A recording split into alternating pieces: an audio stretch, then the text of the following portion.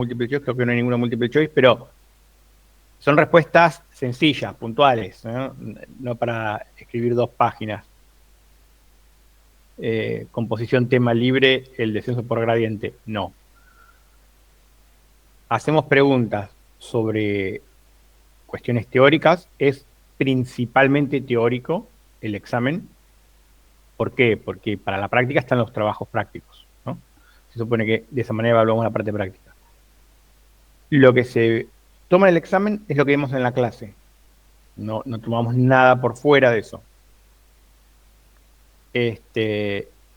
Pero también les vamos a hacer preguntas sobre algo que hayan resuelto en el trabajo práctico, ¿sí? Pueden entrar preguntas sobre eso. Y después, no hay mucho más que decir.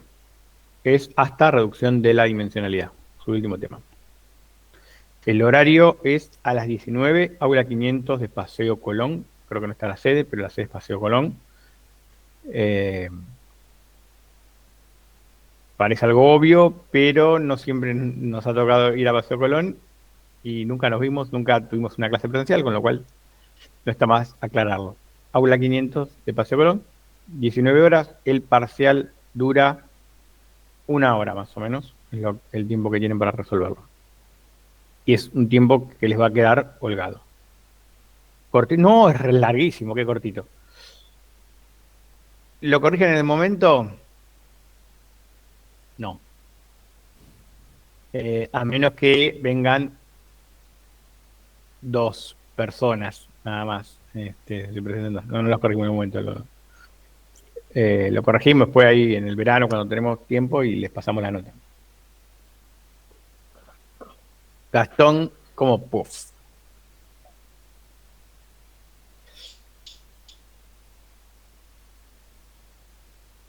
Primera vez que nos vemos, exactamente. Ustedes a mí ya me conocen, pero yo siempre entro al aula y digo, ¿están ustedes para rendir datos? Porque no les conozco la cara a ninguno, así que no sé si me metí en la clase correcta o no. Y también ha pasado que le dan a la misma aula a otro grupo de personas.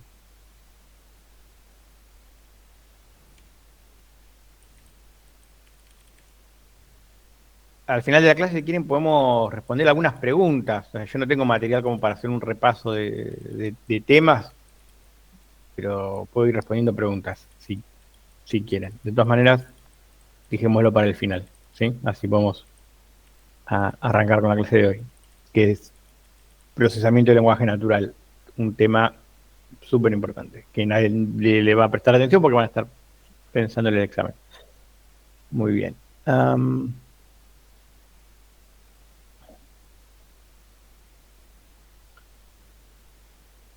Vamos con aprendizaje bayesiano, que va a ser la primera clase. Muy bien, vamos a compartir.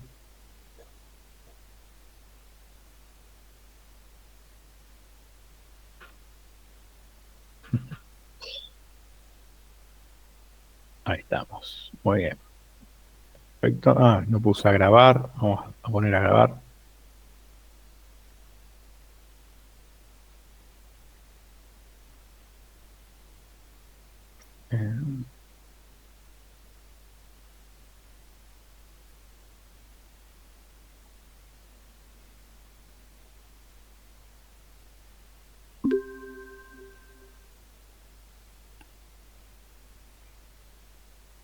Bueno, muy bien, ahora sí.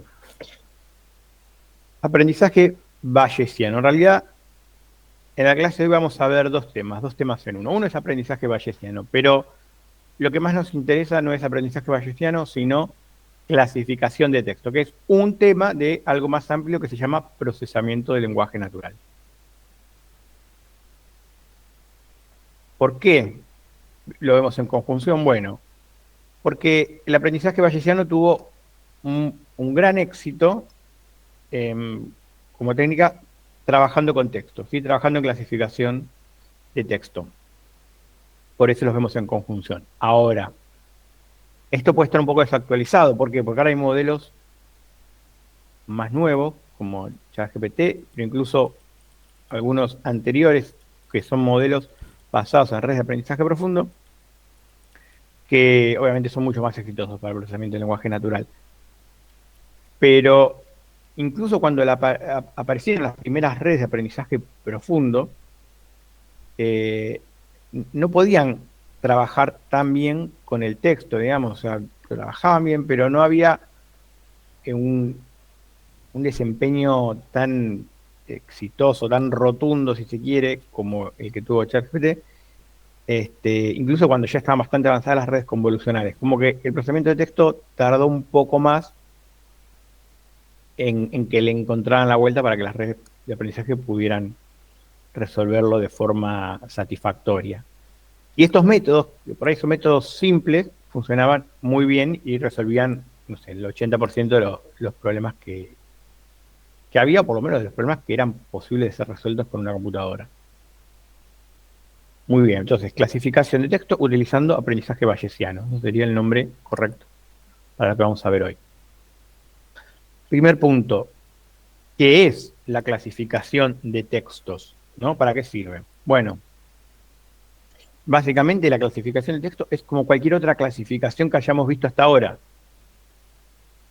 Es como la clasificación entre iris, setosa y versicolor. Solo que lo que estamos clasificando acá no es una flor, sino un texto. Nuestro input ya no es un archivo de tipo comma separated value o una base de datos con muchas columnas, sino un texto. ¿Sí? ¿Qué es un texto? Una cadena de caracteres. ¿Qué características tiene esa cadena de caracteres? Bueno, que está escrita en un lenguaje natural. ¿Y qué es un lenguaje natural? Bueno, es el lenguaje que hablan las personas y el lenguaje que las personas pueden escribir y leer en general, ¿sí? No solo hablarlo. ¿Por qué? Porque estamos trabajando en esto con texto escrito, en este caso. Muy bien. Entonces, una clasificación posible sería tomar un mail y decir, ¿este mail es spam o no spam? Eso sería una tarea de clasificación de texto, por ejemplo. Identificar al autor de un texto. ¿Se puede hacer eso? Sí. Puedo dar un texto entero y que una máquina me diga, este texto lo escribió tal persona. También saber si el texto fue escrito por un hombre o una mujer y la edad aproximada del autor. Una tarea mucho más sencilla sería identificar el lenguaje. Dijimos un lenguaje natural que usan las personas, pero eso puede ser, puede ser muchísimos lenguajes, puede ser castellano, puede ser inglés, francés, etc. Una tarea relacionada con lo que estamos viendo ahora es una tarea de análisis de sentimientos. Una tarea de análisis de sentimientos. Esto lo vamos a ver después. No sé si hoy llegamos a verlo, sino en la clase que viene. Entonces, yendo hacia una definición un poquitín más formal, voy a decir que... Perdón, profe, una consulta rápida. Sí. Después del parcial no hay clase, ¿no? ¿O sí? No me están prestando atención, están pensando en el parcial. No, pero me hiciste acordar recién ¿Qué dijo del parcial, profe? No dije nada. Después del parcial no hay clases. O sea, el día del parcial no hay clases, ni después, ni antes, ni en ningún momento. O sea, el día del parcial tomamos parcial. Claro, joya, joya. Que no es lo mismo que el día del recuperatorio. Que eso puede que haya clases, dependiendo de algunas cosas. Ok. Bueno, genial. Perdón, gracias. No pasa nada.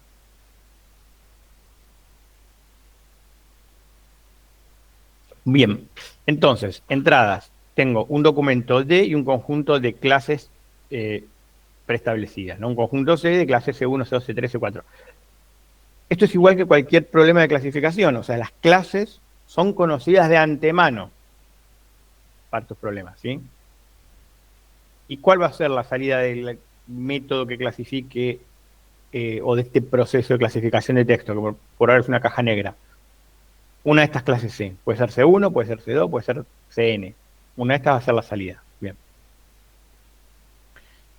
Hay varias formas de realizar clasificación de texto, no siempre tenemos que ir hacia una solución de Machine Learning, depende de lo que nosotros queramos hacer.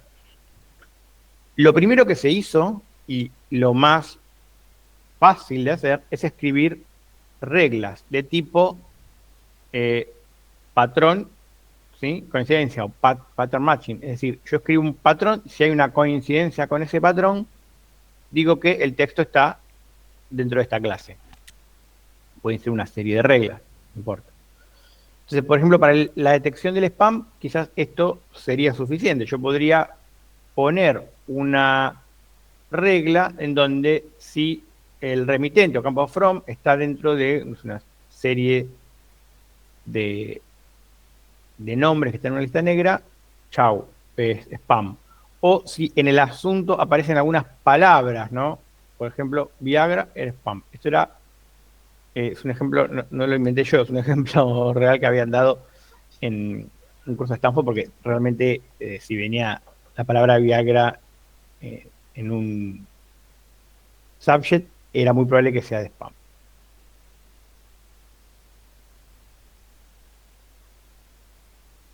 Sí, hoy en día no se ven tanto este tipo de spam, pero era, en su momento fue muy abundante. Bueno, ¿qué tiene esto? ¿Quién dice que no?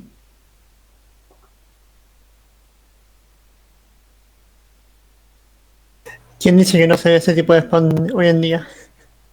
Ah, bueno, hoy en día, o sea, yo estoy hablando por ahí de algunas cosas Sí, acá, están tomadas de un curso de hace algunos años, varios años atrás. Los filtros de spam quizás no eran tan buenos como los que hay hoy en día. Hoy en día, si vos tenés Gmail, por ejemplo, Gmail tiene internamente ya un filtro de spam que hace que, digamos, te lleguen muy pocos mails, no es infalible, pero muy pocos emails no deseados a tu inbox. Pero bueno, en una época era bombardeo constante de todo el tiempo encontrar mails no deseados.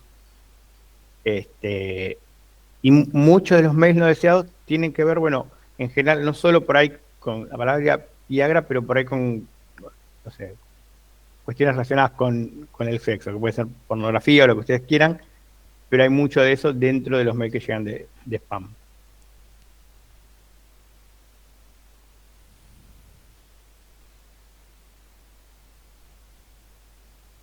Bueno, también están esos mails que los que vos decías, el número 1000, algunos son, pueden ser estafa, señoritas que quieren conocerte, hay de todo. En fin, pero son fáciles de detectar, esos son fáciles de detectar porque usan siempre las mismas palabras, ¿sí? Sí, determinados productos, determinadas cosas. La precisión puede ser muy alta, digamos, y la contra es que pueden, bueno, construir esta serie de reglas puede ser un trabajo muy costoso y después hay que mantenerlas en el tiempo, ir agregando nuevas reglas, etcétera. Esa sería la contra. El príncipe de Nigeria, bueno, todos tienen.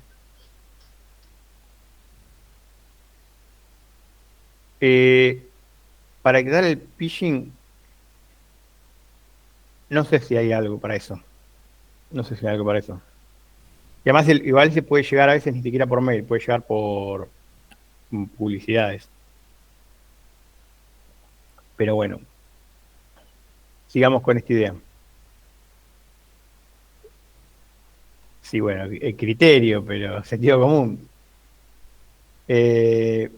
no está tan avanzado en cómo se analizan, o sea, últimamente en lo que más se incurre es en fallos en qué distribuye, o sea, por ejemplo, si te llega por mail, qué mail te lo mandó y cosas así, y es bastante difícil de generalizar reglas para eso, que de hecho están bastante bien hechas hoy en día.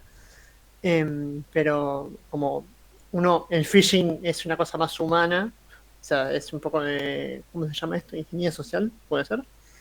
Puede ser. Eh, De hecho, en la mayoría de los ataques que se hacen de hackers, sí, se hacen más por ingeniería social que por sí, romper por un código vulneraciones de, criptográfico. sí, Sí. sí, sí. Pero no hay algo tan avanzado porque justamente es algo más, o sea, vos salís a la calle y podés catalogar a la gente y saber quién va a robar o no, y generalmente no. Pero si ves a alguien con una actitud sospechosa, te tiras para atrás, por ejemplo. Sí, tal cual. Pero bueno,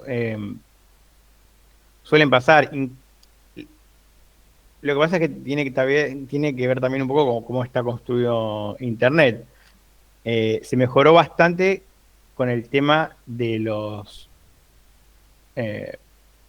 certificados de seguridad. Hoy en día todos los sitios están seguros y tienen un certificado de seguridad.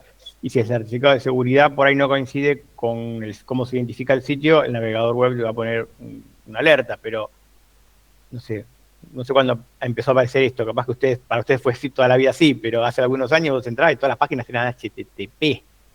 Incluso en algunos sitios solo por ahí el login iba por HTTPS. El resto del sitio estaba todo completamente desencriptado, iba todo en texto plano. Entonces era mucho más común cualquier tipo de ataque. Bueno, sigamos. Aprendizaje automático supervisado. La otra técnica, digamos que a nosotros nos interesa más, es decir, bueno, no quiero escribir las reglas a mano, eso que lo hagan en algoritmos 2, yo estoy haciendo acá organización de datos y quiero construir un modelo que lo haga por mí.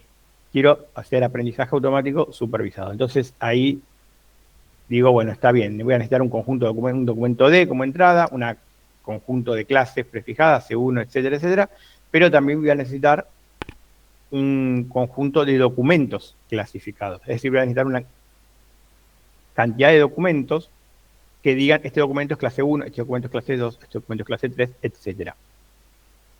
Voy a entrenar un modelo que puedo llamar I, tal que, dado un documento, va a devolver una clase C. Hay varios modelos que podemos utilizar para clasificar, ¿sí? Bayes Naive, Logistic Regression, o regresión logística, Support Vector Machines, K-Nearest Neighbors, o K vecinos más cercanos, son todos modelos que ustedes ya conocen, porque ya los vimos. Todos se pueden utilizar. Nosotros vamos a ir por Bayes, ¿sí? Es lo que voy a explicar hoy porque no lo conocen. Y además es el que mejor resultado da de todos estos. Muy bien. Entonces, un enfoque posible que nosotros podríamos un enfoque posible que nosotros podemos tomar para pensar este problema es decir, bueno, ¿cuál es la probabilidad? ¿Quiénes hicieron probabilidad estadística? ¿Cuál es la probabilidad de que el documento D pertenezca a la clase C? ¿Sí?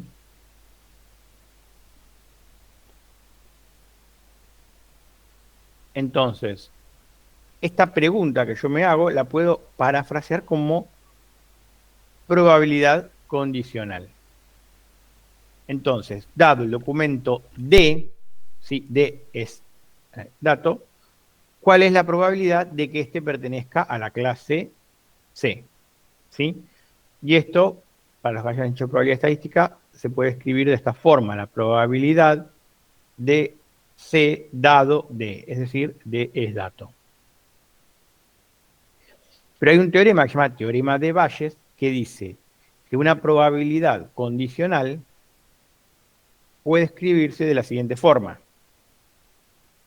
La probabilidad de C dado D es igual a la probabilidad de D dado C, donde C es dato, en este caso, por la probabilidad de C, es decir, la probabilidad de la clase, dividido la probabilidad del documento. Entonces, si yo ahora tengo un conjunto C de clases candidatas, supongamos que sean C1, C2 y C3, son las clases que tengo, según Bayes, un documento D va a pertenecer a la clase tal que su probabilidad condicional sea máxima. Es decir, esta probabilidad de C dado D lo voy a tener que calcular para C1, C2, C3. Y me quedo con aquella que sea mayor que las demás. Y eso lo expreso con esta función argmax. Hay una función tal que se queda con el mayor. Da un conjunto de valores y se queda con el mayor. Muy bien. Map, acá lo que se llama C submap, es el máximo a posteriori, ¿sí? Es decir, va a ser la clase candidata, la clase que va a tener la máxima probabilidad. Y argmax es, bueno, la función que devuelve eso. Entonces, la clase candidata va a ser la que me devuelva argmax para P de la probabilidad de D dado C por P de C dividido la probabilidad de D. Para todo C perteneciente al conjunto C. Muy bien. En el denominador nos queda P de D, es decir, la probabilidad del documento, y es una constante. ¿Por qué es una constante? Porque acá lo único que me interesa es que qué pasa con C1, con C2, con C3. Pero para cada una de las C, esta parte de acá abajo no cambia, es exactamente igual. O sea, todas esas probabilidades, todo lo que está en el numerador va a estar dividido por lo mismo, con lo cual, chao, me ahorro de calcular un término. Y digo que la clase candidata es aquella que maximice esta probabilidad de acá. La probabilidad de D dado C por P de C. Genial, listo. Ahora ya tengo una fórmula matemática que me permite calcular cuál es la clase de un documento. Ahora, ¿cuál es la clase de C? ¿Cuál es la probabilidad de C? ¿Cuál es la probabilidad de una clase?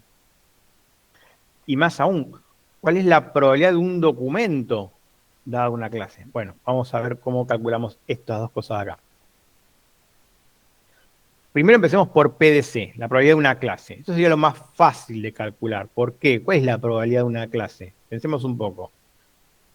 Es la probabilidad de que esa clase, ¿sí?, aparezca dada una cantidad de documentos, con lo cual yo podría calcularla de forma aproximada utilizando mi conjunto de entrenamiento. Si yo tengo un buen conjunto de entrenamiento que es representativo del universo al cual me interesa solucionar un problema, yo puedo decir, bueno, la probabilidad va a ser aproximadamente la probabilidad de ocurrencia en mi conjunto de entrenamiento, por lo cual cuento cuántos documentos tengo de la clase C, ¿sí?, y esto lo hago para la clase C1, para la clase C2, para la clase C3, sobre la cantidad de documentos totales. ¿Por qué? Porque esta es la definición de probabilidad. Casos probables sobre casos totales. Así se calcula la probabilidad de cualquier cosa. Entonces, bueno, como dije acá, el valor real, por ahí hay un valor real que es distinto del que yo puedo estimar con mi conjunto de entrenamiento. Pero bueno, vamos a suponer que el conjunto de entrenamiento es un buen estimador y bueno, acá dice la cantidad de documentos de la clase C, la cantidad de documentos de la clase C en T, ¿no?, en el conjunto de entrenamiento. Por eso acá yo le pongo un pequeño asterisco. Bueno, quizás no es la probabilidad real de la clase. Con lo cual, el teorema de Bayes estamos ahí más o menos.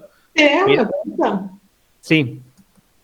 PC, ¿C sería C mayúscula o C minúscula es los C sub I? No, acá cuando pongo C, en este caso, es un C sub I, C sub 1. Ok. ¿Sí? Y acá también de la clase C.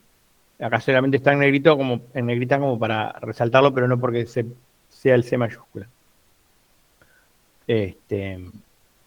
Lo que quiero decir es, por ejemplo, todos sabemos que si la probabilidad de un dado, la probabilidad de que salga, no sé, 3 es un sexto, la probabilidad de que salga 1 es un sexto, o sea, cualquiera de las caras tiene la misma probabilidad. Y esto lo sabemos porque es la forma que tiene el dado. Ahora, si yo lo tuviera que estimar ese valor, un sexto, no a partir de un conjunto de datos de entrenamiento que me dieron de diferentes personas que tiraron el dado, y capaz que no me da exactamente un sexto, porque a lo mejor en el conjunto de entrenamiento salió más veces el 5 que el 3, y por ahí el 3, no sé, es un quinto, qué sé yo. Pero si tuvieses distintos tipos de documentos, poner el tipo C, el tipo A y no sé qué, y vos querés saber qué ocurre en el tipo C, sería sobre los C totales, no sobre todos los documentos, ¿no? Sobre todo los documentos que vos tenés en tu conjunto de entrenamiento. Ok. Vamos a hacer un ejemplo con documentos. Esto es para que entiendan que yo estoy estimando una probabilidad, que no es la... O sea, el teorema de Bayes habla de probabilidades abstractas, y yo estoy hablando de cosas concretas que puedo medir. No sé si puedo medir la probabilidad de un documento, pero puedo estimarla de una manera más o menos, que es contando mi conjunto de entrenamiento. Ahora, para que se entienda mejor qué pasa cuando yo tengo textos. Ponele que yo tengo un conjunto de datos que son críticas cinematográficas, extraídas de IMDb. ¿Sí? De hecho, creo que hay un ejercicio así en la guía, lo pueden hacer. Tengo 500 críticas positivas, 500 críticas negativas, cinematográficas extraídas de IMDb. En este conjunto de datos, la probabilidad de la clase positiva es un medio, y la probabilidad de la clase negativa es un medio. ¿Por qué? Porque hay 500 positivas, 500 negativas. Para Bayes. Ahora, no sé si la probabilidad real de que una crítica tomada de forma aleatoria realmente la probabilidad de que sea positiva realmente es un quinto, es un medio, perdón.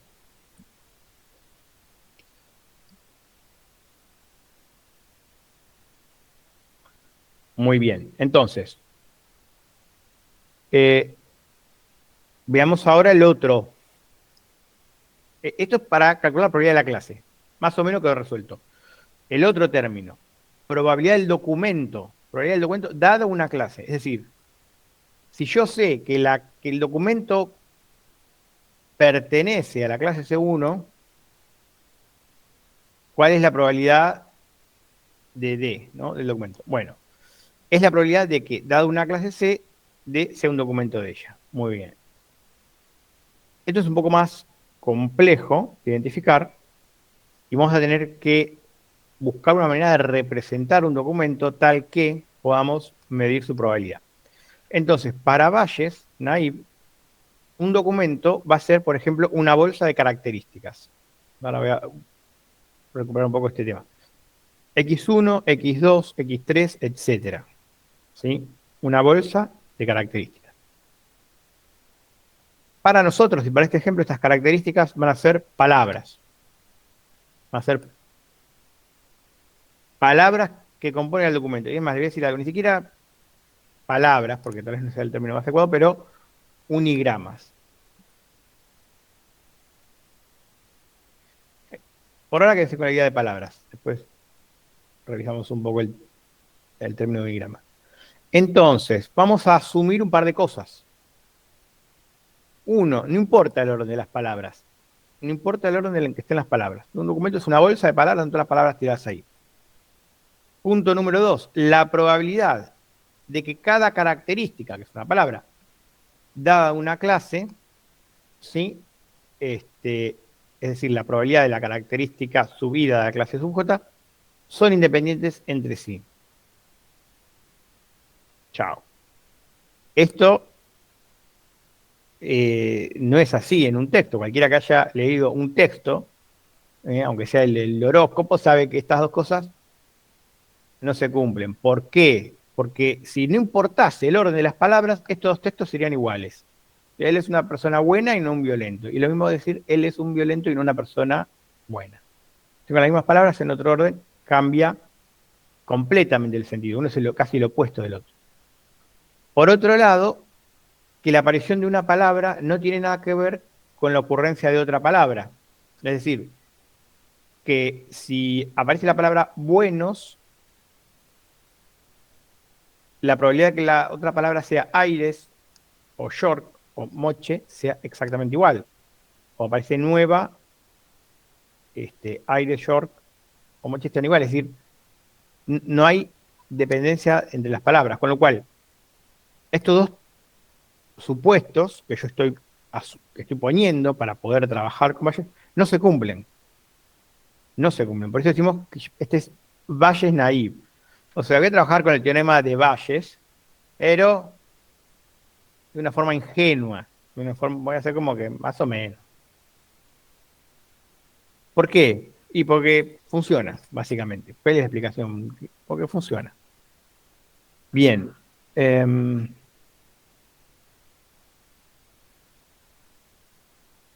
segundito.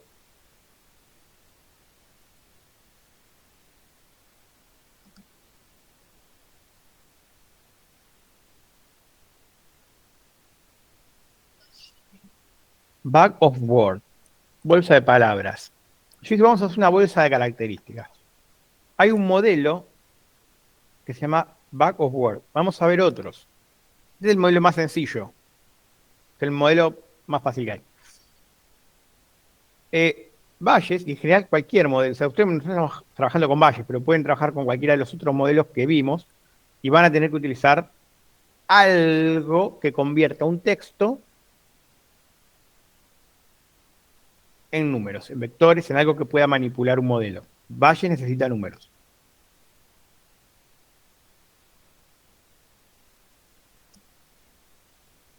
Entonces, tenemos que convertir estos textos en vectores. Hay varias formas de hacer esto, vamos a ver más adelante una llama embed, que es mucho más compleja, más interesante. Es la que utilizan los modelos complejos de lenguaje. Nosotros vamos a trabajar con esta, Bag of Words, una bolsa de palabras.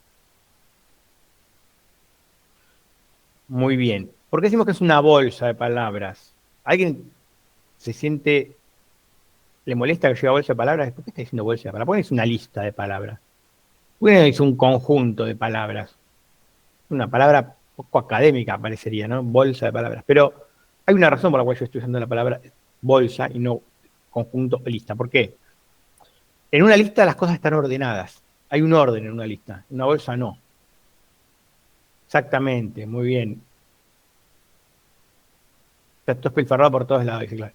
Y el otro punto, porque no digo que es un conjunto, si en el conjunto no hay orden, bueno, porque cada palabra puede aparecer más de una vez. En los conjuntos cada elemento está una vez, ¿no? Por teoría de conjuntos, o sea, yo no puedo tener un elemento duplicado en un conjunto. Bueno, no sé si hicieron base de datos y vieron toda la parte de álgebra de... Bueno, no importa. No se puede. Creo que necesitamos esta materia para hacer base de datos, me parece.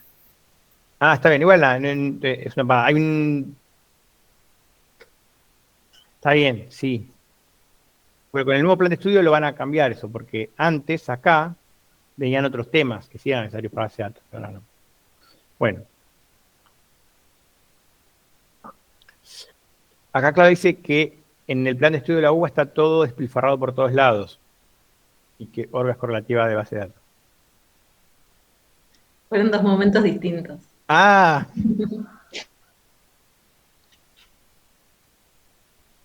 bueno. Armado el vocabulario. Entonces, supongamos que tenemos un conjunto de entrenamiento con 4 textos, ¿sí? Y contamos entonces todas las palabras que aparecen en todos los documentos y llamamos una lista de palabras únicas. Entonces tengo el documento 1, qué mala película, documento 2, qué buena película, documento 3, odio esta película, documento 4, amo esta película, la amo. Bien. Quiero ahora convertir eso a un vector. Presten atención porque esto entra en el examen. Perdonen, no en el del jueves, entra en el examen final. Pero entra. Me asusté, profe. Me cagué de miedo, dije. Sí, para que no te distraigas. Muy bien, entonces, primero vamos a tener el vocabulario. El vocabulario sí es un conjunto, porque cada palabra va a aparecer una sola vez. El vocabulario es, en este caso, qué mala película buena, odio esta, amo y la. En este caso, por simplicidad, yo puse la palabra amo las 2 veces con mayúscula, para que no sean palabras diferentes. Si estuviera con mayúscula y minúscula, deberían ser palabras diferentes. Pero igual hay criterios que se pueden adoptar. En general uno por ahí pasa todo a minúsculas primero, si no siempre podemos perder información, pero puede ser una técnica pasar todo a minúscula, entonces esas diferencias se van.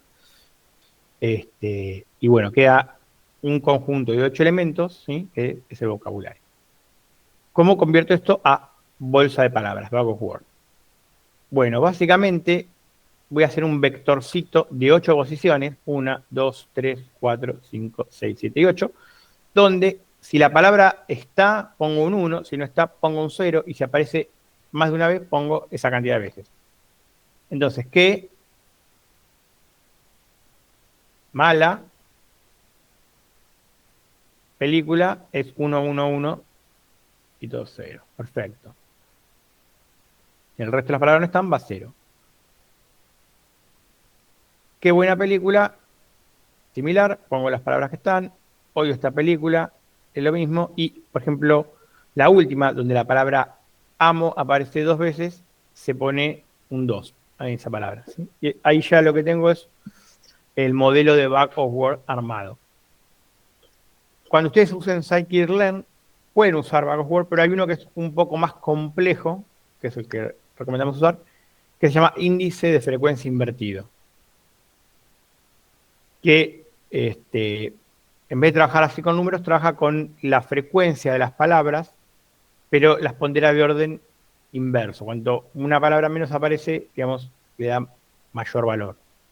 ¿Por qué? Porque los artículos suelen aparecer muchas veces, son palabras que no aportan demasiado, entonces, bueno, en vez de poner un número alto para esa palabra, le ponen un número bajo, llamado orden de frecuencia invertido.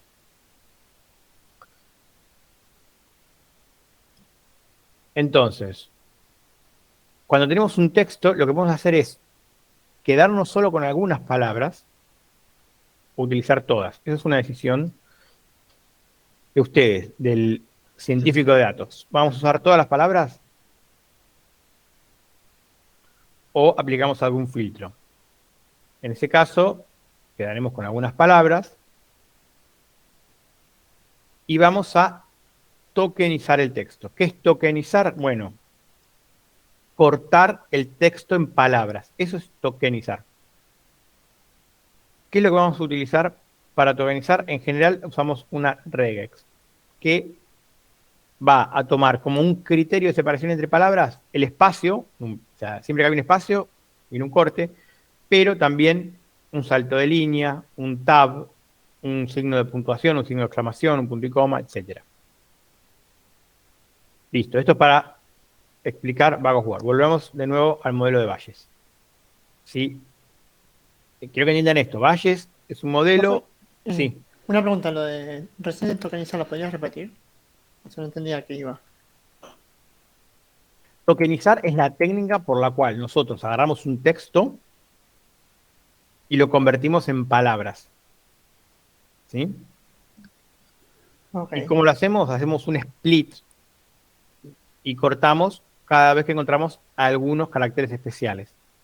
Por ejemplo, el carácter espacio, el carácter tab, el carácter salto de línea, el carácter punto, exclamación, punto y coma, etc. Okay.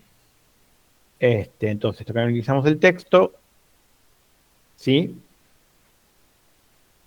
Estos tokens coinciden aproximadamente con lo que nosotros llamamos coloquialmente palabra. La forma habitual de tokenizar es separando los caracteres alfabéticos de los demás, bueno, esto es lo que acabo de explicar. Cuando nosotros lo hacemos de esta manera, lo que nos vamos a obtener en realidad son unigramas, se llaman unigramas. Pero nosotros podríamos, por ejemplo, utilizar bigramas, que es como tokenizar, pero vamos tomando las palabras de a pares, según la palabra anterior y siguiente. Y así podemos tomar bigramas, trigramas, etcétera, en vez de palabras. ¿Qué ganamos? Bueno, tener un poco más en cuenta el orden. A veces sirve, a veces no. Por ejemplo, cuando tenemos palabras que aparecen juntas en una frase, que pueden ser palabras separadas o no. Por ejemplo, podría ser un nombre de una ciudad como Buenos Aires, pero podría ser también por ahí una secuencia que aparece muchas veces como película espantosa o película fea o lo que sea. Y si aparece muchas veces esa conjunción de palabras, bueno, podemos detectarlo y ponderarlo de forma diferente. Pero dejando eso de lado, volvemos a Bayes. Entonces, volvamos de nuevo a esta fórmula que a nosotros nos interesaba. Queríamos saber cómo calcular la probabilidad de un documento dado una clase. Y ahora dijimos, listo, el documento ya sé, el documento es un Bag of Word, es decir, es un vector. Entonces ahora lo que tengo que hacer es calcular esa probabilidad dado la clase C. Y para eso lo que voy a hacer es cuál es la probabilidad de x1 por la probabilidad de x2 por la probabilidad de x3 dado c por la probabilidad de xn dado c. Alguien dirá, bueno, pero profesor, ¿puede hacer eso? ¿Puede sacar de adentro de la probabilidad cada una de las características y multiplicarlas? Sí, puedo, porque dije que yo asumía que eran independientes, que eran sucesos independientes. Y ustedes saben, en probabilidad estadística, si los sucesos son independientes, puedo multiplicarlos. O sea, la probabilidad de un suceso por la probabilidad de otro suceso por la probabilidad de otro suceso es exactamente igual a la probabilidad del suceso 1, 2, 3 dado C. ¿Por qué? Porque son independientes. ¿Son independientes las palabras? No, no lo son, pero es uno de los supuestos. Entonces, ahora recalculo la fórmula anterior y digo, la clase map, la clase candidata, es el resultado del argmax de la probabilidad de cada una de las clases, las CJ, multiplicatoria cada una de las probabilidades condicionales de cada una de las palabras de cada uno de los documentos. O bueno, del documento, en realidad. Porque el documento acá es dato. Perfecto. Ahora tengo un problema. ¿Cómo calculo la probabilidad de una palabra? Esto es más fácil. Porque la probabilidad de una palabra, dada la clase C, es la cantidad de veces que aparece la palabra en documentos de la clase C sobre cantidad de palabras totales que aparecen en los documentos de la clase C. ¿Sí? Como yo tengo este C acá como dato, mi probabilidad siempre se restringe al universo de la clase C, C1, pongamos por caso.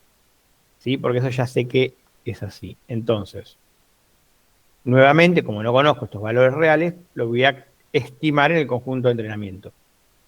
Y digo que la cantidad de veces que aparece la palabra W en documentos de la clase C en mi conjunto de entrenamiento sobre la cantidad de palabras totales que aparecen en los documentos de la clase C en mi conjunto de entrenamiento va a ser aproximadamente mi probabilidad de W sub J dado C. Entonces, finalmente, estas son las dos ecuaciones que tenemos que calcular para entrenar un clasificador de Bayes. No las tenemos que calcular por nosotros, lo hace la computadora por nosotros.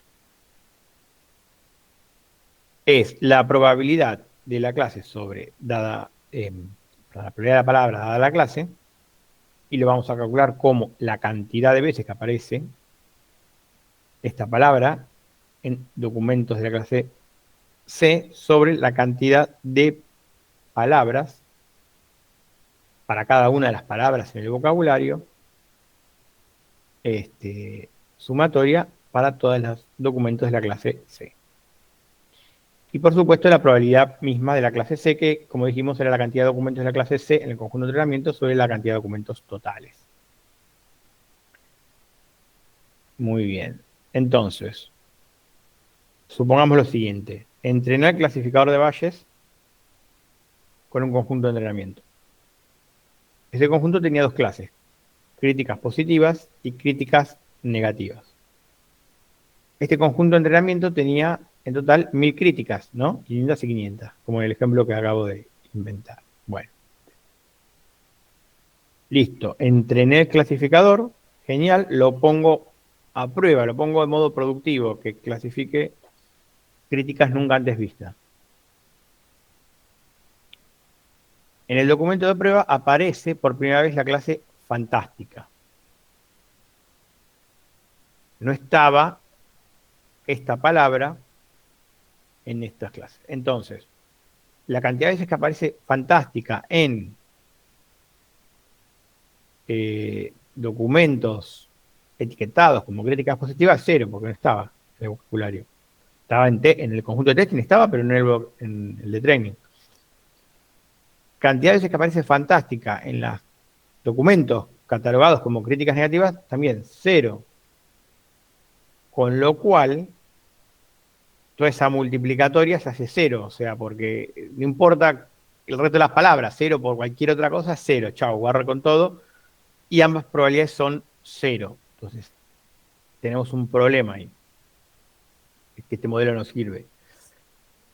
Pero, para solucionarlo, aparece algo llamado Laplace smoothing, también llamado add1, que dice lo siguiente: para que no se haga 0 cada una de estas probabilidades, lo que vamos a hacer es sumar 1 a cada cantidad W sub I para todas las clases subcotas calculados, y lo vamos a normalizar también agregando un 1 por cada palabra en el vocabulario, que es exactamente igual que sumar en el denominador la cantidad de palabras que hay en el vocabulario. Es decir, nuestra nueva fórmula para calcular la probabilidad de una palabra en documentos de la clase C sub J, utilizando el Laplace smoothing, es contar la cantidad de veces que aparecen las palabras en documentos de la clase C, sumarle 1 a ese valor, cualquiera sea, sumamos 1, y para normalizar, como vamos a estar sumando 1 por cada palabra acá, W, o sea, vamos a estar sumando la cantidad de palabras que hay en el vocabulario, es decir, la cantidad de elementos del vocabulario por 1, acá abajo sumamos directamente la cantidad el número de elementos que tiene el vocabulario. Esto sería lo mismo que poner el más 1 adentro de la sumatoria acá, ¿sí? Es exactamente igual a eso. Entonces, cuando aparece una nueva palabra, yo la puedo agregar al vocabulario y esa palabra va a tener una probabilidad de 1 sobre, porque esta parte de acá es 0, la cantidad de palabras que hay en documentos de la clase C, eso lo cambiaría, más B más 1, porque bueno, acabo de sumar esa palabra al vocabulario. Esta técnica se la llama también add one, o sea, sumar 1, y bueno, esta es la misma fórmula antes. Listo. Entonces, ahora lo que vamos a hacer es, para tratar de cerrar esta idea, es hacer un Bayes naive paso a paso utilizando la Laplace smoothing, ¿sí? Muy bien.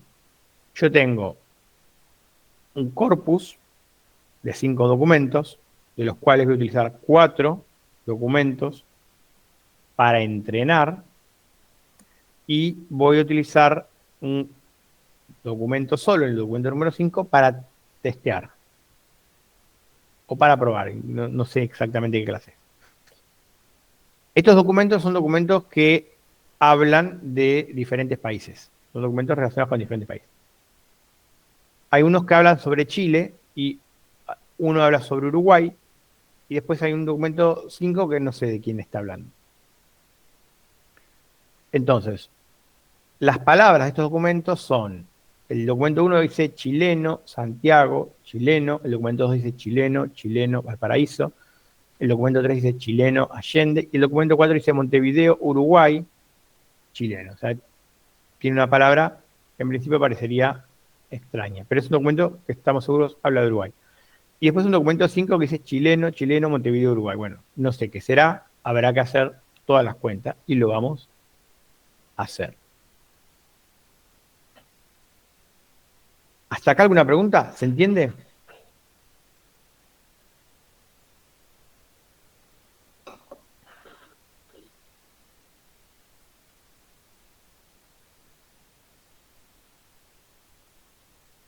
Ejemplo raro, dice Gabriel. Bueno, Gabriel,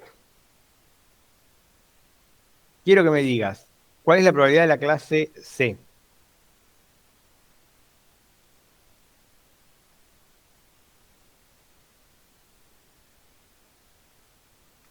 Muy bien. Estaba muteado.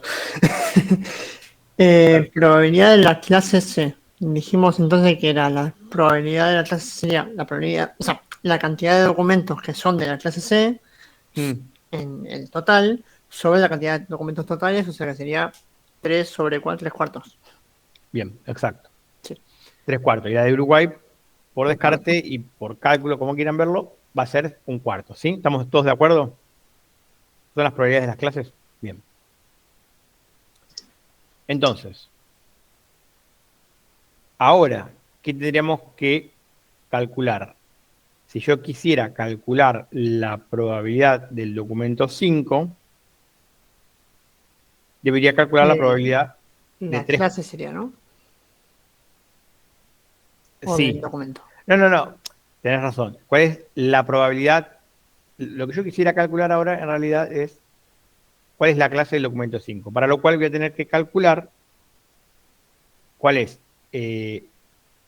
cuál de estos dos valores es máximo. Uno, la probabilidad de que el documento 5 pertenezca a la clase C o la probabilidad de que el documento 5 pertenezca a la clase U. Con lo cual, voy a tener que calcular la probabilidad de cada una de estas palabras que están acá, que en realidad son 3, porque chileno está repetida 3 veces.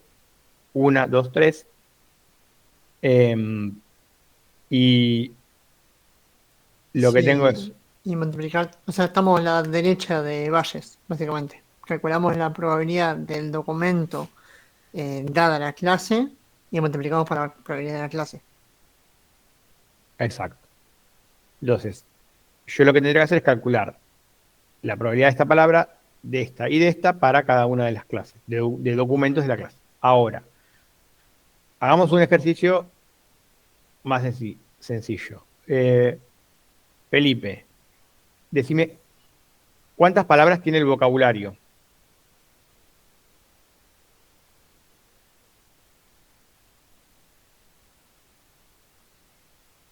6, dice Felipe. Vamos a ver si tiene 6. Chileno, 1. Santiago, 2. Valparaíso, 3. Allende, 4. Montevideo, 5. Uruguay, 6. Y el resto son todas palabras que ya están repetidas. Con lo cual, 6. MB, 10. ¿Qué es eso?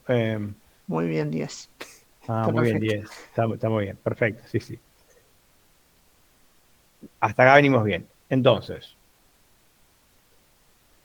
lo que tenemos es la probabilidad de la clase, que es lo que ya dijimos, ¿sí? Contamos cuántas clases había sobre el total.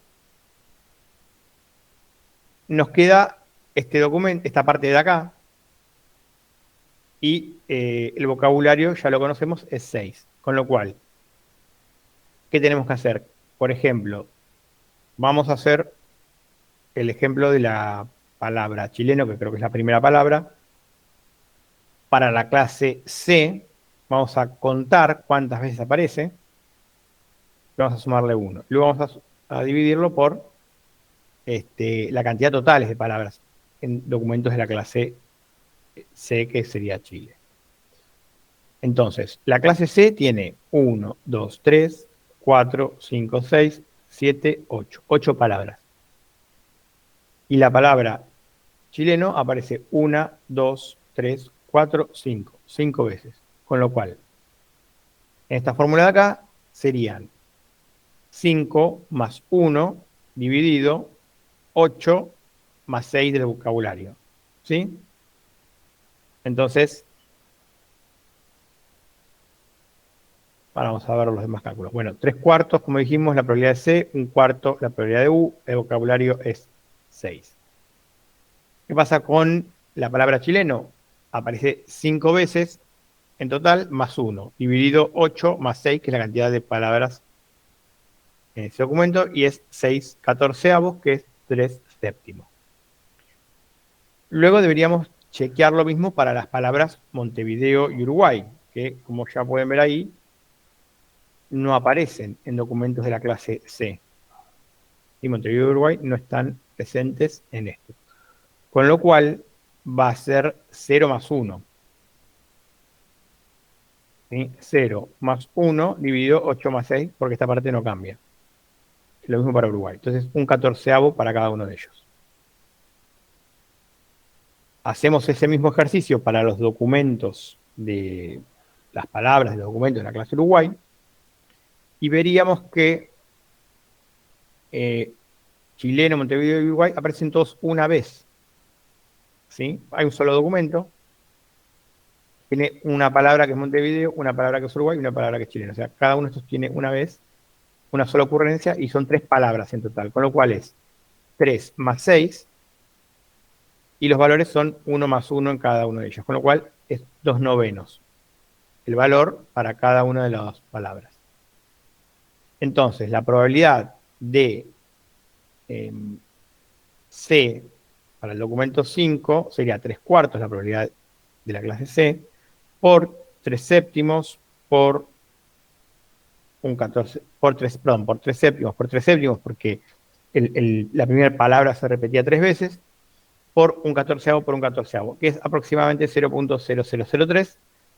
Y si hago este mismo ejercicio para la clase U, tengo un cuarto por 2 novenos, por 2 novenos, por 2 novenos, por 2 novenos, por 2 novenos, que es aproximadamente 0.0001. Con lo cual, para Valles Naive, el documento número 5 es un documento que pertenece a la clase C, Chile. Es un documento que está hablando de Chile.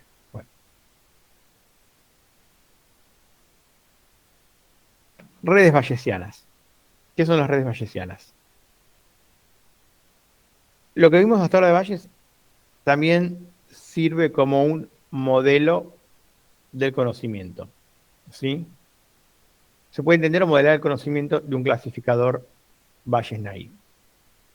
Existe algo llamado redes bayesianas que están diseñadas como un grafo acíclico y dirigido, donde tenemos en los nodos variables y las aristas representan dependencias condicionales.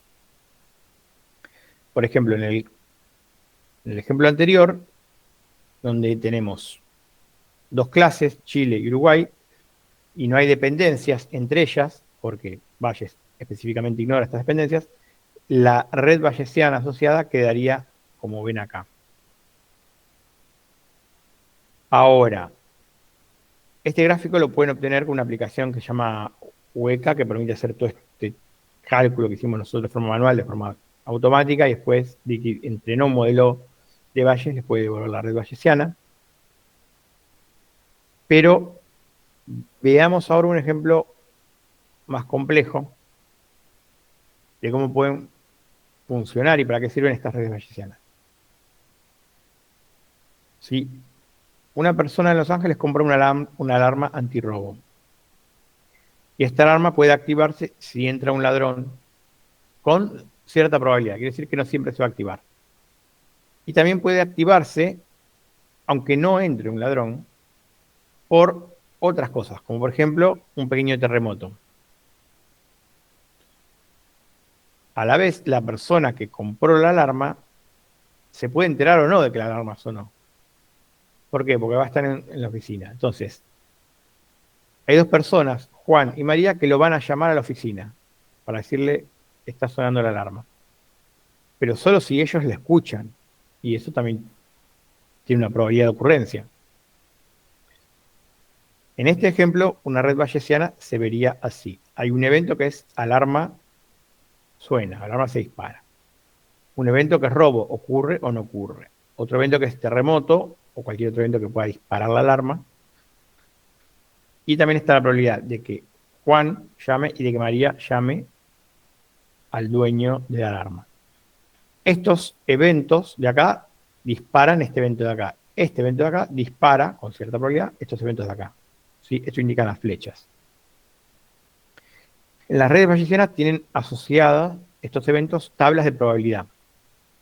Son probabilidades condicionales y son probabilidades de ocurrencia de estos eventos. Por ejemplo, la probabilidad de que ocurra un robo es 0.001. La probabilidad de que ocurra un terremoto es 0.002. Es más probable que ocurra un terremoto. Ahora, la alarma puede sonar dependiendo de 2 eventos, con lo cual llamaré a estos eventos el evento B y el evento E. Si ambos ocurren, la alarma suena con una probabilidad de 0.95.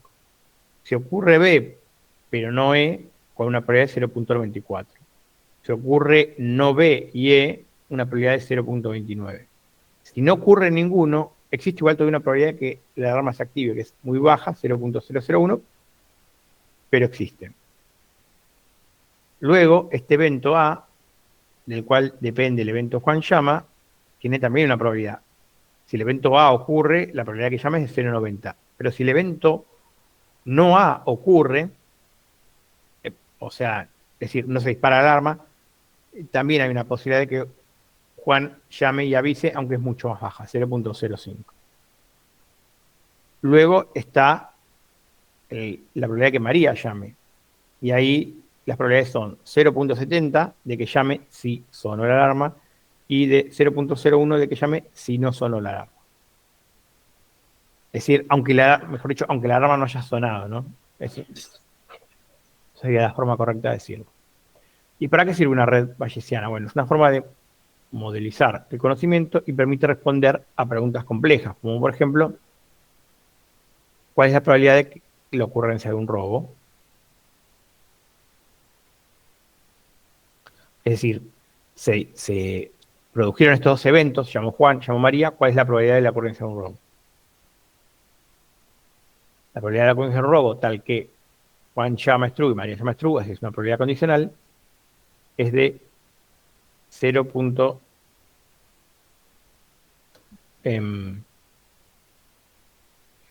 Porque tengo dos probabilidades. Bueno, debería tener una. Calculo que una es para el evento Juan llama y otra es para el evento María llama. La idea es que nosotros con las redes bayesianas podamos modelizar esto y responder este tipo de preguntas. Si yo lo aplico al ejemplo anterior, una red bayesiana, puedo decir que si el evento chileno es true, Montevideo es true y Uruguay es true, que son las palabras que yo utilicé, la probabilidad de que pertenezca a la clase Chile va a ser tal. ¿Sí? Estos eventos, obviamente, estas probabilidades yo las tendría que haber calculado. Bueno,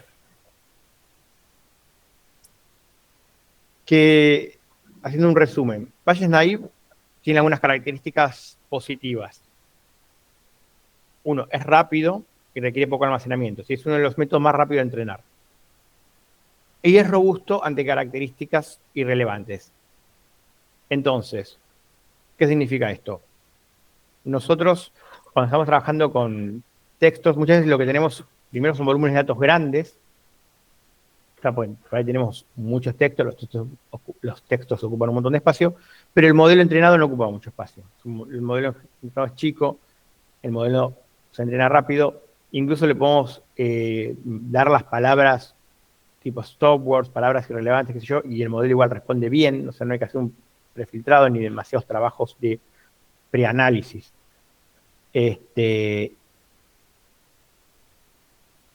Además, si es un modelo que funciona, es óptimo, bueno, óptimo no, pero funciona muy bien si hay un volumen grande de datos, pero también si hay un volumen chico.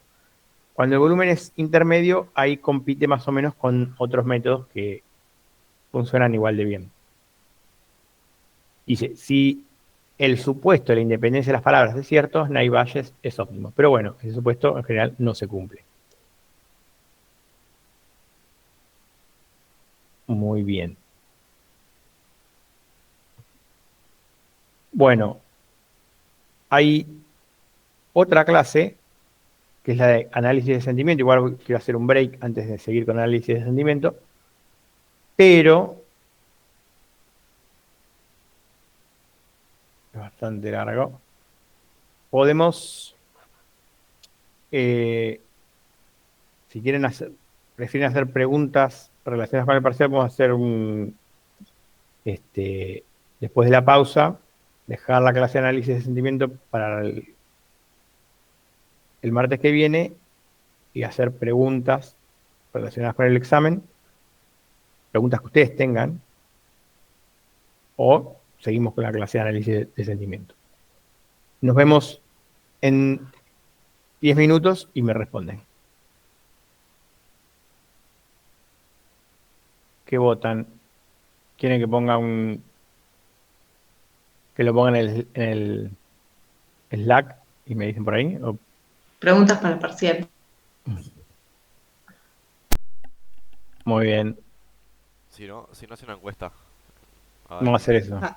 A ver si hay dudas, mejor las resolvemos y listo. Ok, vamos a la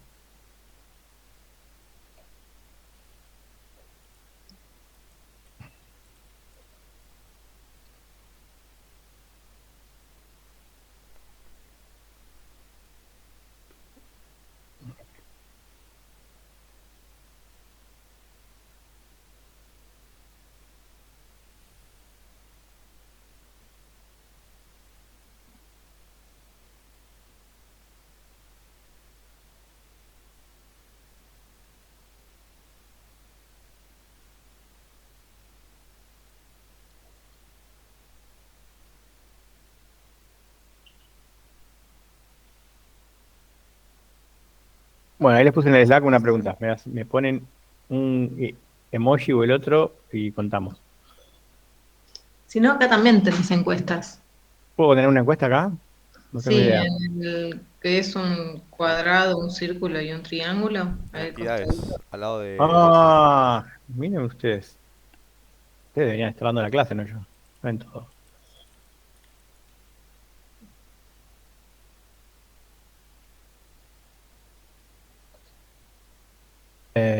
Parcial teórica. Mirá vos.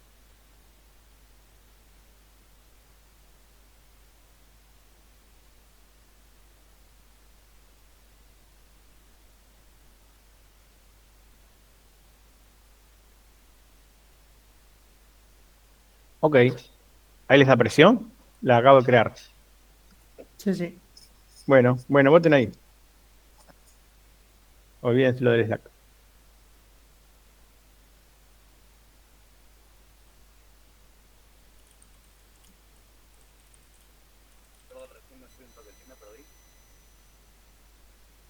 ¿Cómo, Lisandro? Te escucho muy bajito. ¿Vos hablaste? No, ya hablé. Ah, Recién, ¿qué pasó? ¿Qué me perdí? hay una encuesta. A ver si resuelvo preguntas del parcial o quieren continuar con la teórica. Igual ya creo que estoy viendo una tendencia bastante concentrada hacia preguntas del parcial. Bueno, un minuto más, voten.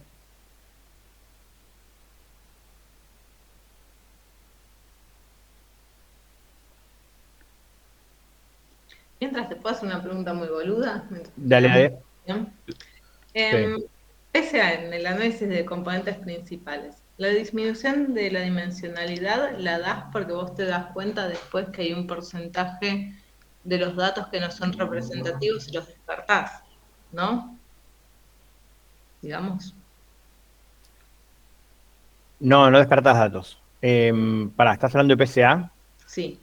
Ponen el ejemplo ese de árboles, Sí. RNA, SBM, que vos tenías los árboles, no me acuerdo si RNA, si redes, si SBM, y te fijabas que había uno que aportaba una porción muy poco significativa de los datos, o de la variación de los datos, entonces los descartaba. No sé si los descartaba. Capaz entendí todo mal. Bien.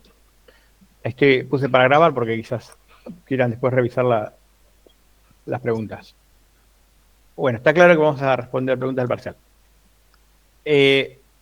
No descartás nada. Lo que vos haces es transformar el espacio. No sé si me dan un segundo, busco la clase para que se entienda mejor. Pero cuando transformas el espacio, ¿no te quedas con exactamente las mismas dimensiones? Porque te quedas con una de árbol, una de red. Exacto, te quedas exactamente con las mismas dimensiones. Sí, pero tus dimensiones ya no son árboles, ya no son redes. No, es cómo varía con respecto al otro, sí. Exactamente. Vos con lo Entonces, que te quedas es con la dispersión. sí, Entonces, vos no vas a descartar datos. Vas a descartar dimensiones, sí, de tu nuevo espacio, sí, pero no datos. ¿Por qué? Porque ahora una parte de lo que sería acá, por ejemplo, PC1, tiene una parte de árboles, tiene una parte de RNA, tiene una parte, o sea, de todo eso está contemplado en este sí. nuevo ángulo. Entonces, lo que vas a hacer es simplemente decir, bueno, voy a graficar de todo este nuevo espacio de dimensión PCA1, PCA2, PCA3, voy a dimensionar simplemente 2. Y no graficás las Sí. demás. ¿Por qué? Porque vos en las demás tenés menos dispersión, porque acomodaste los datos de tal manera que se queden más dispersos sobre 2 ejes y el resto de los ejes no. ¿Me explico? Sí, ok. Ok, entonces la reducción de la dimensionalidad no está dada por sacar algunas cosas, sino simplemente por no graficarlas porque la dispersión es bastante baja. Exacto, pero vos fíjate en este ejemplo que está... No estoy compartiendo, ¿por qué nadie me dice? No, pero igual Bueno. la tenía por acá. Perdón, vamos a compartir.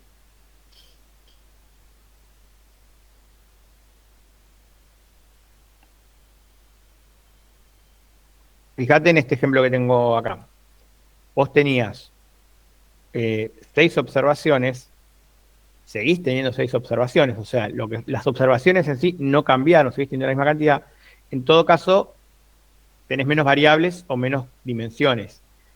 Pero como en realidad PC1 no es un equivalente a la dimensión árbol, sino que está compuesta por un poco de cada una de estas, tampoco es que lo estás perdiendo. Simplemente estás viendo cómo esos datos están distribuidos en el espacio, pero desde otra óptica, desde otra perspectiva.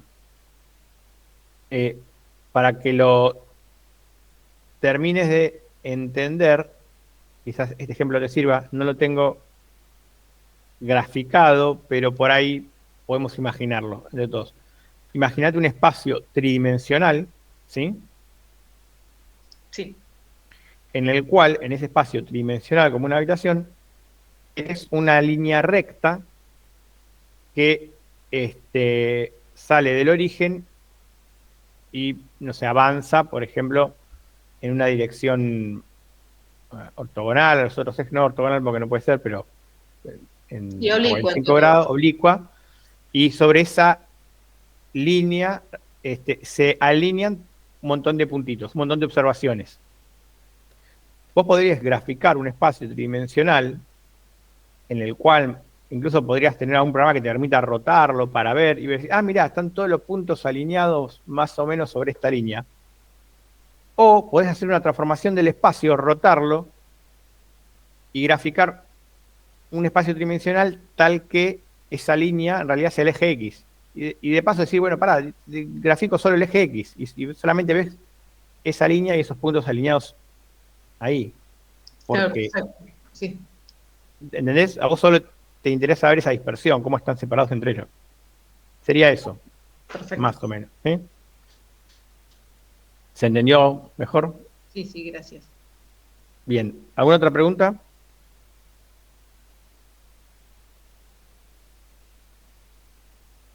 Bueno, continuamos con la teórica. Ahí está, a ver, Gabriel, ¿qué dice Gabriel?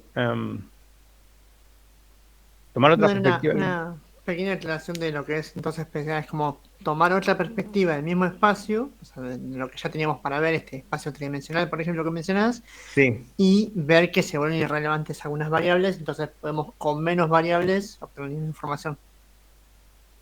claro, o sea, ves lo que te interesa a vos, que es cómo están distribuidos esos datos, principalmente en relación entre ellos, ¿no? Digamos, entre sus medias, de alguna manera, cómo están separados entre ellos. Claro. Profe, una consulta, porque con tantos temas no se me ocurre una pregunta específica. Pero de todos los temas, ¿hay alguna recomendación de qué tema repasarlo o abarcar más tipo el estudio? ¿O decir, das todos los temas por igual de importancia? Creo que todos los temas están en el examen. Y todos más o menos tienen una pregunta, o sea, no. Claro, es una pregunta por tema, ok. Estás especulando a ver qué tema dejas afuera. No, ¿qué tema reforzar? Al revés. Bien, ahí estuviste rápido. Sí, a ver, en general tratamos a todos los temas más o menos por igual.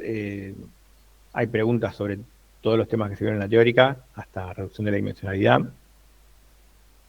Pero bueno, quizás hay algunas cuestiones que si no las tienen bien firmes, por ahí deberían repasarlas primero, porque son transversales a todos los demás. Qué sé yo, por ejemplo, el tema de métricas. Por ahí hay una pregunta de métrica, por ahí no sé porque no está definido, pero quiero decir, afecta a todos los modelos, digamos, todos los modelos usan métricas. Digamos, ese tipo de cosas, pero después no hay algo relevante. Y de ejercicios relacionados al TP, eso no entendí. O sea, que tenemos que hacer una explicación que hicimos en el TP, no sé. Sí, por ejemplo, en el checkpoint 1 que se les pidió, o en el checkpoint 2 tal cosa, bueno, Así que revisamos los informes, diríamos automáticamente. o si trabajaron y recuerdan lo que hicieron, o sea, no son preguntas súper específicas, pero apuntan a ver cuánto trabajaron. Y si no trabajaron, por lo menos que hayan leído lo que hicieron sus compañeros del grupo. Y vas a revisar, tipo, vas a hacer una cross-validación, tipo, este grupo debería tener las 3 respuestas iguales. Y si no tienen las respuestas iguales, mal, no sé. Vamos a corregir los exámenes. ¿Qué te pensás? ¿Que se lo doy a ChatGPT para que lo corrija? No, pero una cosa es corregirlo, otra cosa es hacer la validación entre, tipo, 3 parciales para ver, bueno, los 3 deberían tener lo mismo para estar bien, no sé. Estás hablando... Para. No termino. Estás hablando de lo que pusieron en el... O sea, si son 3 compañeros de grupo y esos 3 compañeros de grupo pusieron lo mismo en el examen, decís, o en general, si los 3 pusieron lo mismo respecto al tema del árboles. TP. Claro, tipo, si hay una pregunta del TP en relación a árboles, los 3 deberían tener la misma respuesta para que sea tipo, bueno, se nota que está bien. O sea, que tiene coherencia. No sé. No, o sea, los 3 tendrían que tener lo que está en el informe que entregaron. Claro, ok. Bueno, sumo en la máquina de calculadora. O sea, los 3 pueden poner cualquier cosa, pero si no es lo mismo que está en el informe que entregaron, que es lo que está reflejado en la máquina Júpiter que entregaron, va a estar mal. Claro. ¿Sí? Bueno, va a estar mal, o sea, eso es lo que nosotros verificamos. Que sepan que hayan hecho. Claudia. Sí, tengo una pregunta más ya que sí. Están todos tímidos. En árboles, el ID3 solamente puede hacer, es digamos de clasificación. El C4.5 sí puede tener valores continuos, y esa es como una ventaja sobre el ID3, pero el ID3 solamente podría ser clasificación, por lo que entendí, ¿o no?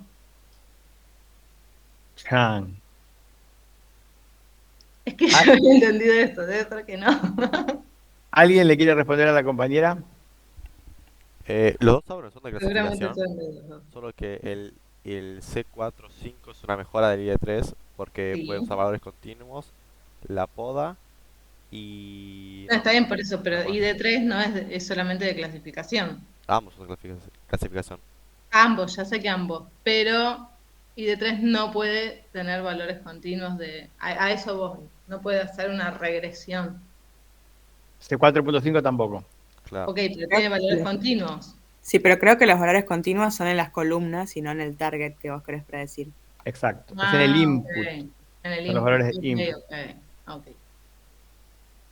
Bien. Está bien.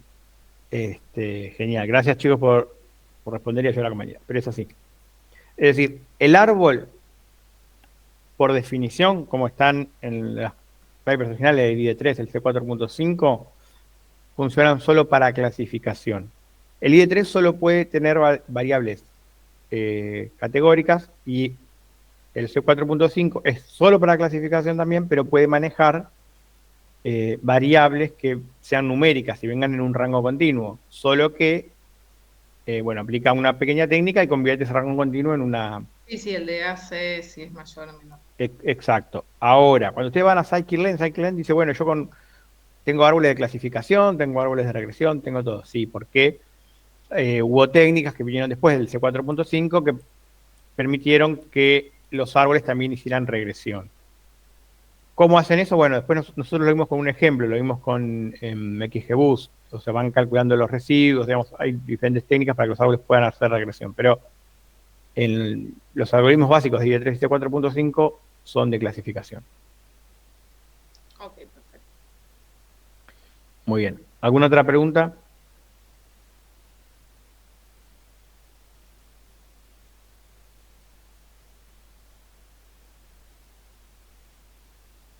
Pensé que tenía muchas preguntas para hacerme. Yo por ahí tengo una que es media cortita, pero AdaBoost, Gradient Boosting y XGBoost surgían todos del boosting, ¿no? Y de debugging venía el Random Forest. Sí, son todos de boosting. Sí, señor. Y el Y- random forest era el debugging y listo. Así estaban divididos, ¿no?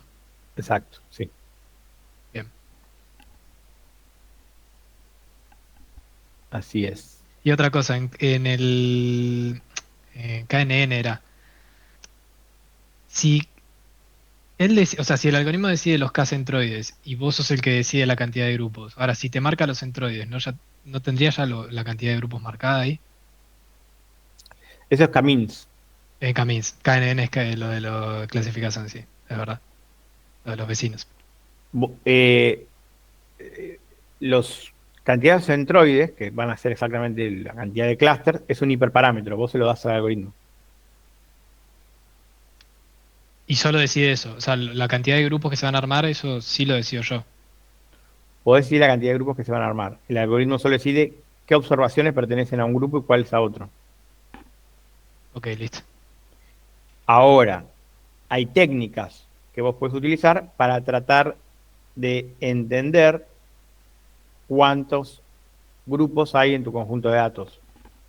¿Sí? ¿Recuerdan alguna? Hay por lo menos dos. No me acuerdo Sí, si la dijimos Sí, tres. lo de la todo de y Codo, la de Silhouette, la lógica Bien, y la de Hopkins. perfecto, perfecto. Joya, listo. Eso lo saben, así que no lo voy a tomar. Ahí está. Vas tachando las preguntas. Después, Bien, profe, entre sí. los algoritmos que tenemos, ¿será necesario conocer a fondo cómo funcionan paso a paso o tener la idea general de cada algoritmo, por lo menos? No, la idea general. Ok, ok. La idea general. O sea, nunca les voy a tomar en un examen.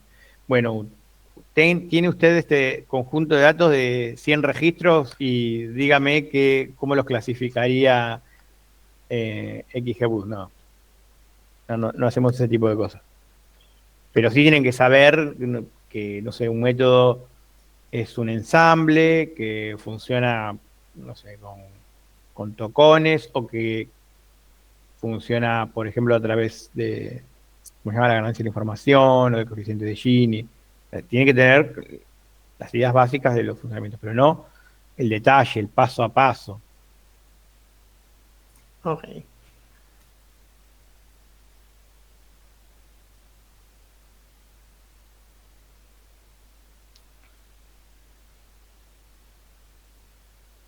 ¿Alguna otra pregunta?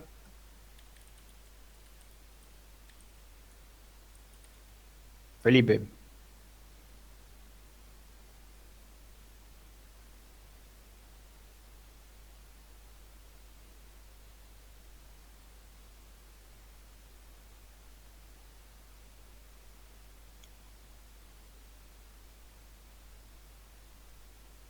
Felipe, vos pusiste que querías. ¿Tienes una pregunta o no? Sí, sí. Sí. Que era para los modelos de ensamble. Si, Ajá. si la forma de hacer cross validation sobre los modelos de ensamble era haciendo sobre era haciendo eso mismo sobre los modelos que van dentro del ensamble. No hay una manera de hacerlo dentro del mismo ensamble, me parece. Si era así o había una manera de hacerle cross validation al ensamble, me parece que no. Sí, sí, ¿por qué no? Sí, puedes hacer cross-validation al ensamble como un modelo. Mm. Pero que Este, varía en random los hiperparámetros de los modelos del interior. podés cambiar, depende del tipo de ensamble, pero por ejemplo, eh, si vos estás usando stacking, tenés el MetaLearner. Claro, de Podés- hecho el metalearner podría ser, o sea, podés variar de esos hiperparámetros y hacer cross validation con eso. O incluso entre varios metalearners. Así es. Igual, En el eh, voting, en el voting teníamos soft, hard y como hiperparámetro. Y sí, podés hacer ponderada. Por ahí no tenés muchos hiperparámetros, pero en principio podés. No hay nada que te lo impida. ok.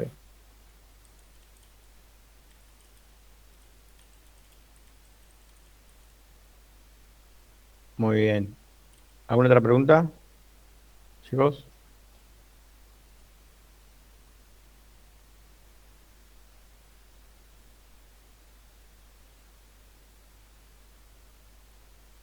Yo tengo una pregunta para ustedes. ¿Saben cómo funciona un algoritmo de descenso por gradiente? Hay que derivar y después sumar. ¿Pero qué estás derivando? ¿Qué derivas? Derivas el perceptrón, ¿no era? La función de error Eso. respecto de cada parámetro que quieras optimizar sería. Entonces, lo que buscamos es que el gradiente nos diga hacia, o sea, vamos a buscar ir hacia donde disminuya el error. También tenemos varias técnicas de cómo ir, pero la idea general es como tenés el gradiente, te dice para dónde sube o para dónde baja el error, nosotros queremos ir hacia donde baje. Y guiarnos con eso para dar saltos más o menos pequeños, más allá del parámetro de, ¿cómo se llama? No me sale el nombre de learning rate, ahí está. Más allá del learning rate, el propio gradiente nos dice de qué tan grande o chico tiene que ser el salto y en qué dirección. Bien. Bueno, vos, Gabriel, no vengas a rendir, ya estás aprobado. Bien. No, vení igual. Pero bueno, sí. Correcta la explicación. Y respecto a lo que había dicho, creo que Lucas, si no me equivoco, el perceptrón es el modelo de red neuronal, lo entrenamos con backpropagation, pero backpropagation es un método más general. Perdón, backpropagation es solo para redes neuronales. El método de descenso por gradiente es un modelo general, un método más general para entrenar modelos. Y funciona, como dijo Gabriel. Derivamos. ¿Qué derivamos? La función de error. Respecto de cada uno de los parámetros que queramos optimizar. Es un vector de derivadas, pero eso es un gradiente. Y siempre nos marca el lugar de máximo crecimiento y nosotros, ¿qué hacemos? Multiplicamos por menos 1 para ir en sentido opuesto. Así que la explicación de Gabriel estuvo muy bien. Ok, ¿alguien pensó alguna otra pregunta? Yo. En el stacking, cuando vos generás n modelos y uno más, que va a ser el que instancie el nuevo modelo a partir de los anteriores, ¿los modelos anteriores se entrenan con todos los datos? Bueno, con Bootstrap. Sí, con Bootstrap.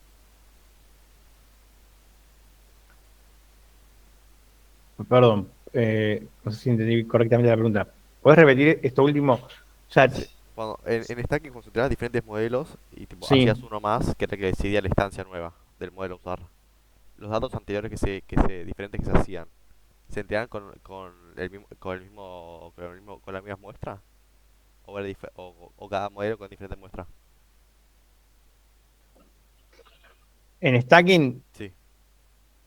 bien. En principio, vos entrenás a cada uno de los modelos con la totalidad del conjunto de datos. Ok. Esta es la técnica de Bagging.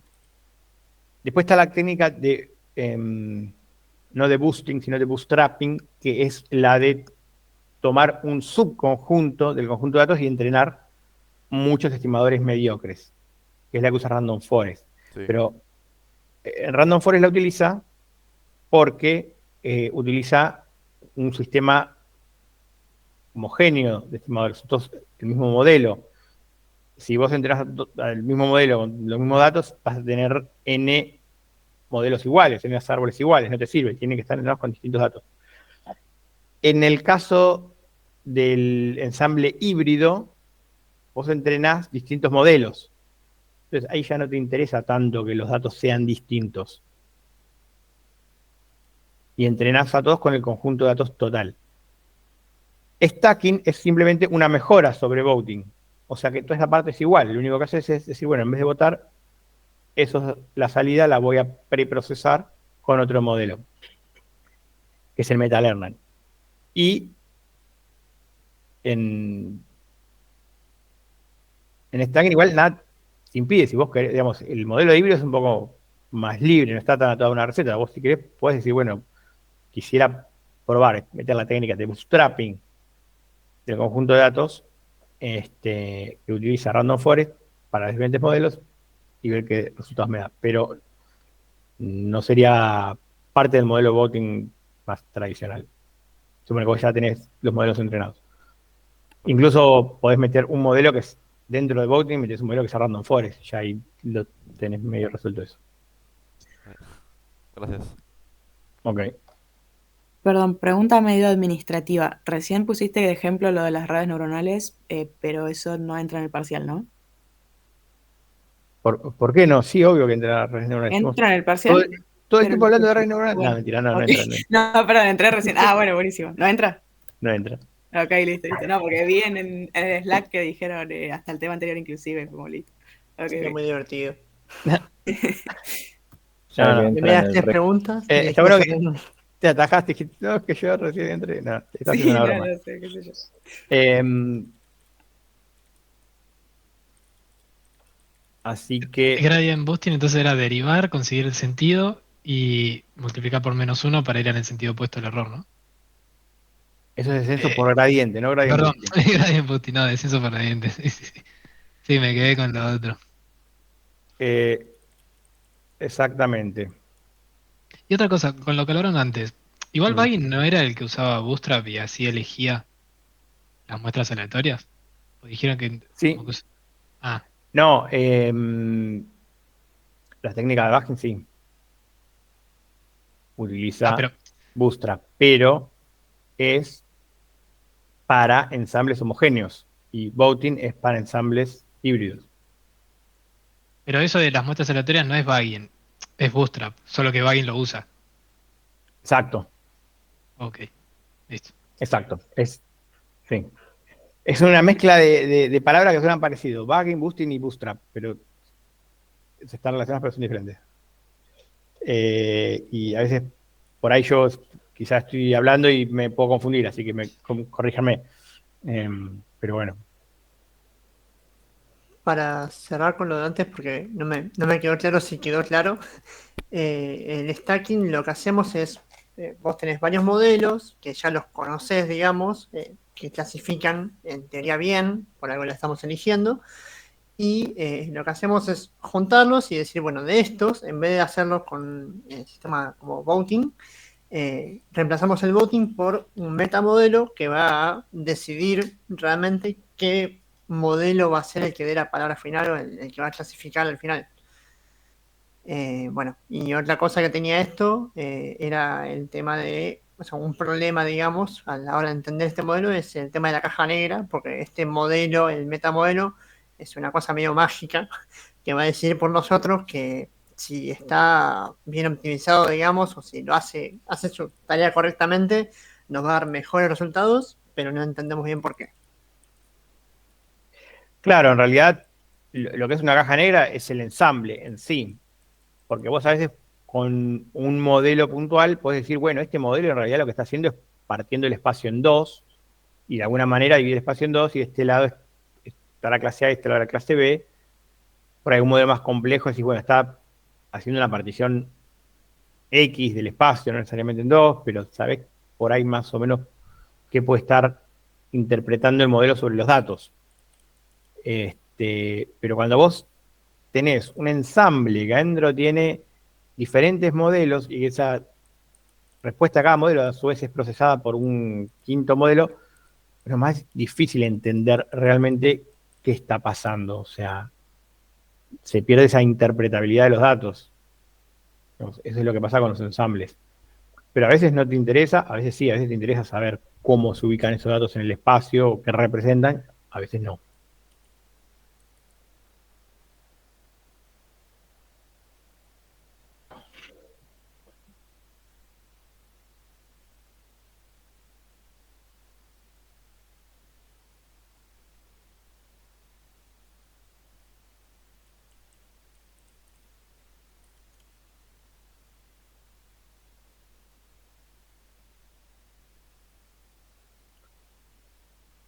¿Preguntas?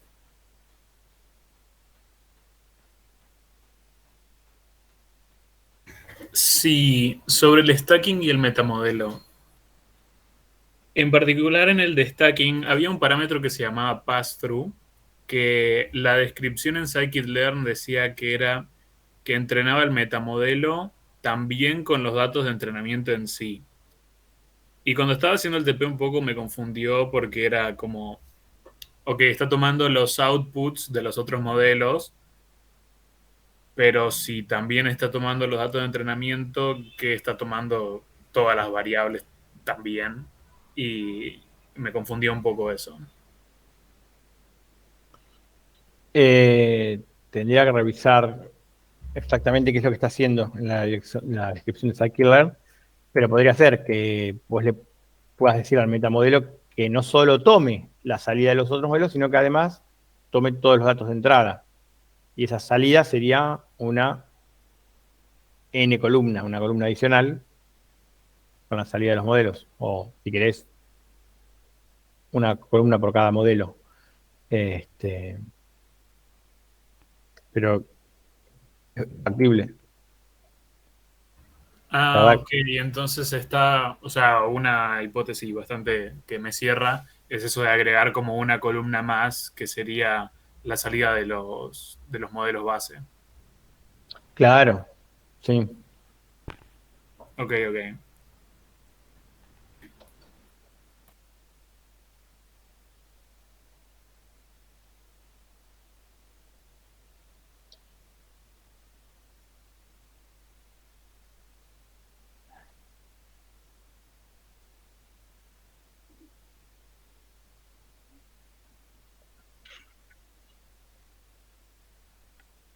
Bueno, no sé chicos si tienen más preguntas.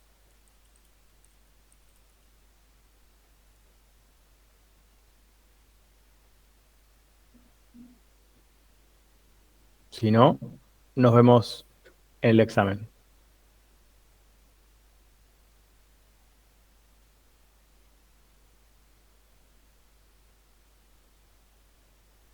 ¿Dijeron ya más o menos cuántos puntos son? O más o menos, no sé si son 15 puntos, 3 puntos, o para tener una idea de la granularidad, o no sé. Antes de decir la cantidad de puntos, podemos decir la duración del examen, es 1 hora. Sí, por eso. Leí el 1 hora y fue como, ok, bueno. Ok, ahora que ya te mucho asustaste, examen. son 8 puntitos con algún subpunto. Ok. Arranca a las 19 horas, aula 500, Paseo Colón. Mucha suerte, estudien mucho. Gracias. Igualmente, aunque ya estudiaste, parece. No, mentira. Sí, Gabriel ya está aprobado. Sí, todo lo que dijo Gabriel, háganle caso a él, quizá corrija algunos exámenes también. Y bueno, a ver, el tiempo de 1 hora es un tiempo que les va a quedar colgado. Si vemos que no llegan, les vamos a dar más tiempo. No se preocupen, pero suele ser más que suficiente. No es un examen largo, es un examen corto. O sea, si estudiaron es... tac, tac, tac, tac. No es multiple choice, pero casi. O sea, son preguntas muy concisas, muy cortitas. Bueno, chicos, suerte. Nos vemos el jueves. Dale, muchas gracias. Chao, profe. Vamos. Gracias, profe. profe. Chao, hasta luego.